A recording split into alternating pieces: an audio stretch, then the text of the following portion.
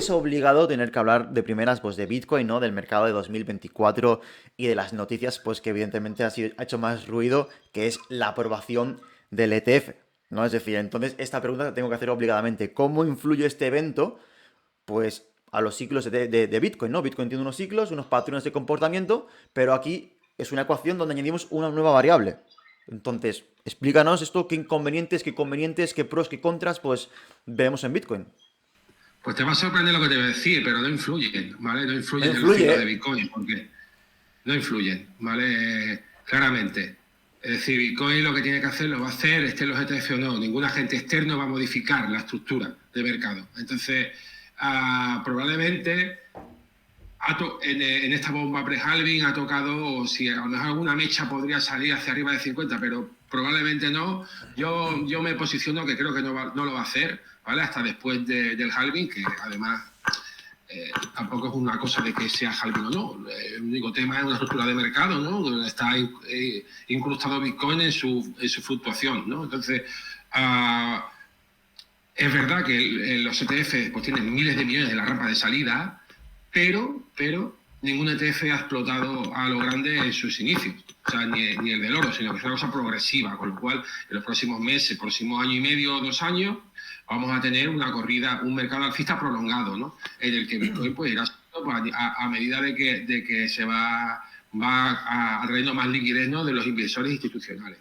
Entonces, lo que es la estructura de mercado no, o sea, no influye, digamos que sí no es ni siquiera una anomalía, porque al final es lo que tiene que ocurrir, ¿no? Entonces, esto parece que es, digamos, algo de fantasía, ¿no? Pero Sí. realmente no lo es. Es decir, si tú estudias bien las estructuras de mercado, verás de que Bitcoin, los movimientos que hace, siempre son los mismos. Es decir, no, o sea, no, más allá del precio que pueda tener, lo que son las estructuras de los movimientos macro, ¿no? Son como son, ahí están, no falla. Entonces, desde mi punto de vista, no influyen a corto plazo, sí influirán a largo plazo, pero no la estructura, porque date cuenta que los ETF pues, harán subir el precio y después bajará, ¿sabes? Es decir, esto es así, porque estos son los ciclos de los mercados financieros. Claro, o sea, para tener un poco claro, cuando te refieres a que en los ciclos, o sea, en lo que es la estructura de mercado no va a influir, pues te refieres un poco a que, bueno, si vemos el histórico, la estructura, vemos que cada vez pues las revalorizaciones son menores, ¿no? Tiene un patrón de revalorizaciones, te refieres un poco a eso, ¿no? Es decir, ¿no? No que por el ETF, como dices tú que es fantasía, de repente vamos a ver un comportamiento de Bitcoin de, pues si los, un 1000% de revalorización, no, es decir, la estructura es la que es, a más, Al revés, Carlos, date cuenta de que contra más capitalización claro, tenga, menos volátil claro. con lo cual, contra menos volatilidad haya, menos rentabilidad hay. ¿Vale? Es decir, va asociado a la volatilidad. Si un activo tiene una capitalización que prácticamente ya no se mueve, los rendimientos serán mucho más pequeños. En cambio, si es un activo que tiene una volatilidad, entonces, date cuenta de que eso puede volverse exponencial. Por eso las altcoins, por eso otros activos, te dan mucho más rendimiento que Bitcoin a día de hoy. Es decir, Bitcoin, ¿a Claro. cuánto está? 40 y a 42, para igual. Sí, por ahí No casi vamos. 50, 45, por ahí, sí. ¿Qué se va a hacer? ¿Un por 5? Nos vamos a 200.000 pavos. ¿Eh? ¿Cuánto se van a hacer otros activos? Claro. ¿Y qué Seguramente. activos, no? Es decir, hablaremos después porque no todas las altcoins tienen el mismo potencial y demás, ¿no? Estos hablaremos más adelante. Entonces, bueno, ya me has medio contestado, ¿no? Me hubiera preguntarte, hacerte la pregunta de, pues, el ETF de oro, ¿no? No sé si has visto la típica imagen de que se compara el ETF de oro con el ETF de Bitcoin.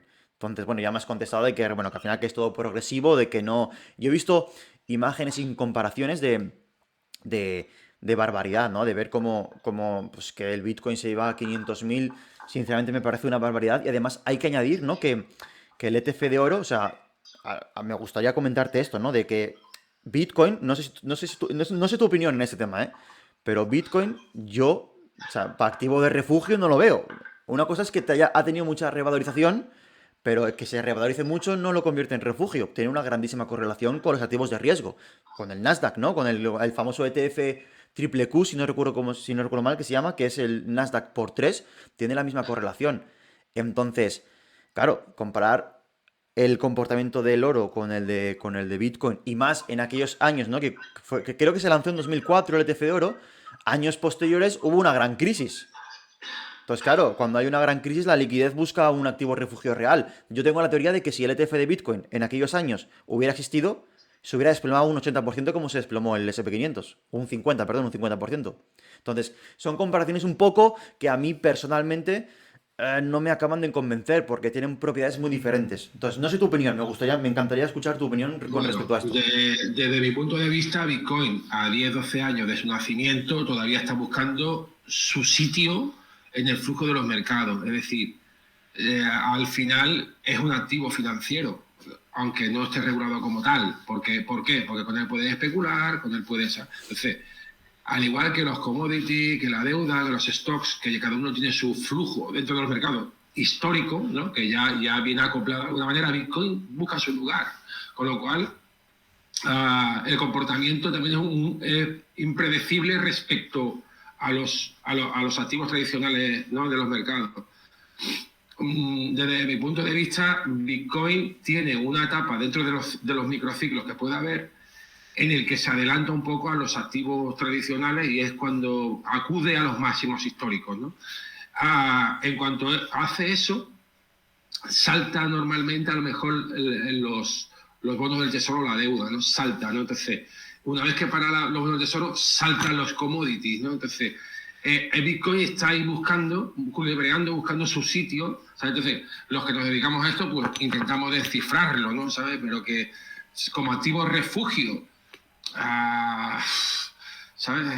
Es que activo refugio, yo tampoco lo veo por el mero hecho de que todavía, es lo que te digo, busca su sitio y es impredecible, ¿no? Saber cuál va a ser el movimiento respecto a otro activo. A lo mejor hay otro activo que en ese momento es más refugio que Bitcoin, ¿sabes? Porque estamos viendo cómo salta en un momento dado a la deuda, o salta en un momento dado a commodity, salta. Entonces, a lo mejor te interesa estar en Bitcoin un tiempo, y después te interesa estar en deuda, y después te interesa estar en commodity, y después te interesa estar en... ¿sabes? Entonces, ese es mi criterio en ese sentido. Sí, está como buscando aún su papel, ¿no? Su papel ahí está ahí un poco en tierra de nadie, es algo nuevo, ¿no? Entonces, bueno, pero Claro. yo sí que veo que, digo, hasta ahora la correlación es muy grande, ¿no? Yo recuerdo, Alexis, haciendo un poco, siguiendo un poco más en el tema de activo refugio, cuando el año pasado fue la crisis bancaria, ¿no? Que se dijo, no, Bitcoin ha subido porque los bancos han caído y es un activo refugio. Y yo en plan, a ver, eso es un poco una media verdad, una verdad a medias. Porque también subió las bolsas, también subieron los activos de riesgo por la intervención de inyección de liquidez con esos préstamos y facilidad bueno, una ventanilla de descuento, ¿no? Que se llama. Claro, entonces a mí no me sirve ese argumento de que Bitcoin es un activo de refugio porque de momento, bajo mi punto de vista, por lo que yo veo, me chirría esa afirmación. Entonces, para seguir avanzando, no tenemos que, bueno, que después de dejar ese tema de los ETFs y demás, de que, bueno, que Bitcoin, el hecho de que entre los institucionales tiene sus propios ciclos, ¿no? Su propia estructura, que no tiene tanta importancia como a la gente se le da. Eh, Has hablado un poco de los ciclos, ¿no? Tú tienes un artículo muy interesante y una teoría muy interesante que son los ciclos de Kitching, ¿no? Como los ciclos, pues como Bitcoin, cómo vamos a entrar, ¿no? En un ciclo de Kitching, si puedes explicar un poquito esto porque me parece muy interesante. Sé que es muy amplio, sé que es muy complejo, muy técnico, de las ondas ¿cómo se llamaba? Ondas de Kitching y luego las ondas largas, no recuerdo el nombre. Las colas de Kondratiev. Kondratiev, eso, Kondratiev. Sí. Bueno, estamos en la última etapa del último ciclo no me acuerdo si es el 27, por ahí, bueno, del último ciclo de Kitching, ¿no? Con lo cual, Sí. normalmente el ciclo de Kitching se divide en 6, 7, dependiendo, es que depende también de las estructuras de los otros ciclos más macro, ¿no? Como el de Kondratiev, ¿no? Pero Alexis, un segundo. hay algo. Entonces, Alexis, el perdona. ciclo de Kitching se divide en 6 partes, 6, 7 partes, ¿no? Y normalmente Bitcoin acude a sus máximos históricos en la segunda parte del ciclo, ¿vale? Entonces, bueno, es que es difícil de explicar así en una Sí, entrevista del artículo, pero normalmente si una cola larga del ciclo de Kondratiev coincide con una segunda parte del ciclo de Kitching, normalmente vemos rallies en los mercados brutales, ¿no? Entonces, en el año 2017 coincidió. La gente todavía hablaba del boom ICO, pero realmente lo que estamos viendo ahí era que la cola larga de contratés se había juntado con un ciclo de Kitchen alcista, entonces eso hizo explotar el mercado en un rally como el que nunca hemos visto, ¿no? Entonces, Sí. estamos en una situación parecida, ¿sabes? Para el futuro, veremos a ver. Vale, Alexis, una cosa, al menearte algo hace ruido, algo te toca, no sé si es tus cordones o algo hace ruido en el audio. No sé si tienes algo por Pues no ahí, sé. ¿no? Bueno, intentaremos a ver si... Vale, no te preocupes. Sí, a ver, explicar eso es muy complejo, es decir, ahora mismo es bastante complejo. Yo dejaré el artículo en la descripción para que le echéis un vistazo, porque yo me lo he leído, hay que leérselo con detenimiento, hay que entender ciertas cosas, dedicarle su tiempo, porque es técnico y es bastante un poco... Es avanzado, pero es muy interesante, es una teoría de los ciclos de Kitchen con Bitcoin, que hace un poco referencia, ¿no? Que le quita, no le da tanta importancia al concepto del halving, que explica la estructura, ¿no? No es tanto el halving, no es el halving el que hace que se revalorice, sino son las estructuras, ¿no? Y los ciclos de M2 también, que eso también lo he comentado yo en mi canal, cómo pues influye mucho en la revalorización de ese activo, ¿no? Al final hay mucha desinformación en ese tema. Sin duda, el que creó Bitcoin, la persona que lo creó o los que lo crearon, aparte de ser buenos informáticos y criptógrafos, eran también buenos economistas, ¿no? Porque no fue casualidad el lanzamiento, desde mi punto de vista, ponerlo a correr, o sea, era un experimento, evidentemente, pero era un experimento que tenía características ya muy concretas, ¿no? Para que funcionara. Entonces, el tema del halving, bueno, que sean 4, porque no son 6 años, porque son 3, porque no son 5, ¿no? Es decir, eso se incorporó muy bien en el flujo. Por eso te digo que Bitcoin busca su camino, porque en esa emisión que tiene de activo, ¿no? O la reducción de la emisión, que es el halving, de alguna manera influye en el precio, pero no tanto, ¿no? Influye sobre todo más en las estructuras macroeconómicas. Estamos pendientes, fíjate, estos días, ¿no? El Standard Poor's 500 ha ido a máximos históricos, ¿no? Los ha superado, sí, sí. ¿Quién subió primero? Bitcoin. Ahora ha subido el Standard Poor's 500, ¿no? Es decir, va saltando la liquidez de un lado a otro, de los inversores, con lo cual Bitcoin también se regula en ese sentido, ¿no?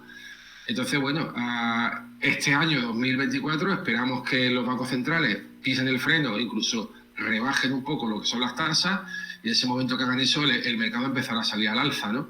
A todos los niveles, ¿no? Entonces, fíjate que eso ocurre siempre cada 4 años, ¿no? Ocurren una serie de circunstancias características que hacen empujar los mercados. Y esto es un tema histórico, no de ahora, sino desde que la bolsa de Ámsterdam empezó su camino, como lo ha empezado Bitcoin ahora, ¿no? A culebrear entre los mercados y entre la información que va saltando entre las masas, ¿no? Entonces, al final el halving no es un tema de, oye, que el halving y Bitcoin se han alzado, no, es un tema de mercados, ¿vale? Habrá algún día que el halving no haga nada en el Bitcoin. ¿Por qué? Porque tendrá mucha capitalización, no tendrá volatilidad y el halving será cosa del pasado prácticamente, ¿no? Entonces, eso también ocurrirá, es decir, esto no va, cada 4 años no va a investir Bitcoin no sé, a un por 50 o a un por 10, ¿no? O sea, las oportunidades están aquí ahora, ¿sabes? Ahora.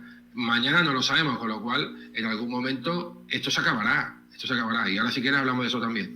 Sí, nada, a ver, al final podríamos hablar muchísimo, es muy interesante. De los halving, claro, a medida que se va haciendo más grande, que lo dices tú, ¿no? Tengan más dinero en el mercado, pues evidentemente pues cada vez las revalorizaciones serán menores.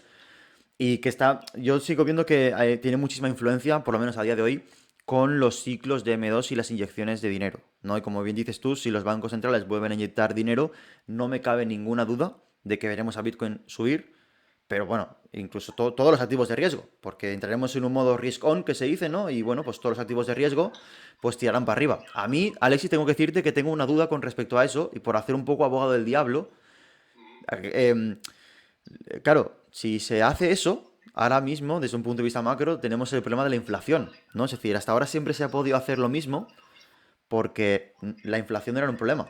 Ahora es verdad que está remitiendo, pero si los bancos centrales le dan por volver a inyectar dinero, pues podríamos volver a ver que el problema es cómo tirarlo para adelante y ya no lo encontraremos más adelante, porque cabría decir que a lo mejor podríamos ver cómo la inflación vuelve a subir por esa expansión de liquidez y podría surgir el mismo problema que surgió en 2021, que fue, pues se vuelven a subir los tipos y vuelve a causar un poco de pánico en los mercados. No sé cómo tú ves esta teoría un poco Bueno, así. esto siempre ha pasado, es decir, el balón hacia adelante siempre se le ha dado y se seguirá dando hasta que esto pegue el reventón, de Claro, alguna de las maneras, porque eh, el sistema capitalista lo que tiene es adaptable, se va adaptando y va absorbiéndolo todo, lo va haciendo suyo propio, pero es como una especie de hidra de 7 cabezas. Te pones a investigar y dices, oye, es que esto, sistema de repos, no sé, es una cosa que te explota la cabeza, ¿no? Dice, no puede ser, ¿no? Seguir así, ¿no? No puede seguir. Entonces, ocurrirá igual, ¿no? O sea, cuando, oye, Estados Unidos